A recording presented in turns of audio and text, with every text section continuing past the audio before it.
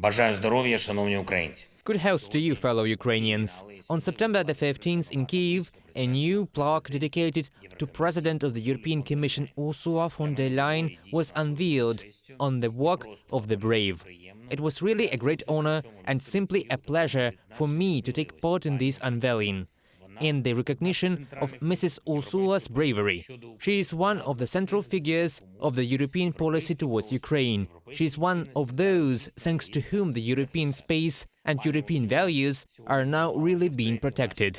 On September the 15th, Mrs. Ursula has visited our country for the third time since February the 24th, and every time her visits open a new stage in the rapprochement of Ukraine and the European Union. We discussed all the key points in our relations, but now I want to highlight the issue of integration, the movement of our country towards full membership in the EU. Whatever the circumstances, we will still implement every detail of our arrangements to open the possibility of membership negotiations. Already in November, we are to fulfill the 7 recommendations of the European Commission which we received when we obtained the candidate status. The assessment by the European Commission of our progress in integration should begin as soon as possible. And next year, we should clarify the key issue: when we can start membership negotiations. The Ukrainian side will do everything for this. And as elements of rapprochement, we consider such things as the regime of the EU internal market for Ukraine, as the unification of our institutional work, for example at customs, in joint customs control between Ukraine and EU countries. We are already working on this. On September the 15th, I thanked Mrs. Ursula for the support already provided, macro-financial, sanctions and defense. We also discussed energy cooperation, which is extremely important for Ukraine and for every EU country on the eve of this winter, which Russia will try to use against all of us in Europe. I told about a new and particularly wild tactic of Russian terrorists: attacks on energy and hydrotechnical infrastructure. Just during the stay of the President of the European Commission in Ukraine, the Russian army launched new missile attacks on Kryvyi Rih, on the Kirovohrad region, in both cases on hydrotechnical structures. The purpose of these strikes is completely clear. These are attacks on people, on the normality of life in Ukraine. The terrorist state is trying to show that it can allegedly compensate with such strikes for the cowardice and incompetence of its military, for the failure of its efforts to avoid sanctions and economic isolation. In response, we must show that there will always be a tough and principled reaction to every manifestation of Russian terror. That is why the 8th EU sanctions package is needed. We talked about it with Mrs. Ursula. A principled decision by the United States of America regarding the terrorist state. The legal recognition of this status is also needed. And we discussed this, by the way, recently during the visit of US Secretary of State Antony Blinken to Kyiv. We also discussed the issue during contacts with congressmen. Progress is needed in providing Ukraine with air defense systems. We already have agreements with certain countries. Our diplomats are working with others. I want to emphasize that without providing us with a sufficient number of sufficiently effective air defense systems that will protect the Ukrainian skies, Russia will continue to feel impunity and provoke new local and global crises. Therefore, protecting Ukraine from Russian missiles is truly a basic element of global security.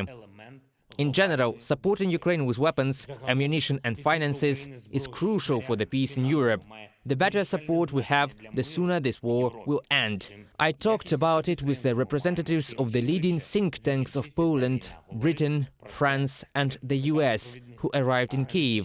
Real protection of freedom and common values of the free world is possible now only as a result of Ukraine's victory in this war. I also spoke about further support for Ukraine with Canadian Prime Minister Justin Trudeau, as always, very substantive, specific. We discussed various security issues, including Russian missile strikes, defense assistance, training of our military, prospects for the developments on the battlefield, restoration of critical infrastructure before the winter period. I am grateful to Mr. Prime Minister for the support already provided to us, in particular financial. for the funds for the purchase of gas, and for understanding the steps we need to take to ruin Russia's terrorist plans. An important IAEA resolution was adopted on September the 15th, a resolution demanding that Russia cease all actions against the Zaporizhzhia nuclear power plant, at the plant itself, at any other nuclear facility in Ukraine. Although international organizations are often limited in their ability to respond, we see that the IAEA clearly identifies the source of radiation danger, namely the Russian military presence at the Zaporizhzhia nuclear power plant, Russian actions against the nuclear power plant. Therefore, the complete demilitarization of the plant, the immediate withdrawal of all Russian troops from there is the only thing that can ensure the implementation of this IAEA resolution. And this is also a basic element of global security. As long as Russian soldiers remain at the nuclear power plant, the world remains on the brink of a radiation disaster, worse than even Chernobyl. And it is the joint responsibility of everyone in Europe and the world to remove the Russian presence from the territory of the Zaporizhzhia NPP.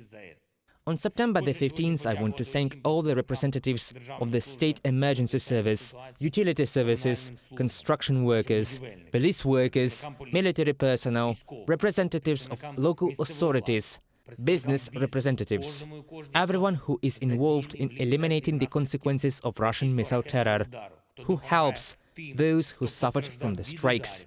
In Kryvyi Rih and the Kirovograd region, in Kharkiv and Zaporizhzhia, in Mykolaiv and the Donetsk region, in all the cities and communities that Russia tortures with its missiles. The terrorist state has already used more than 3,800 different missiles against us, but no missile will bring Russia closer to its goal.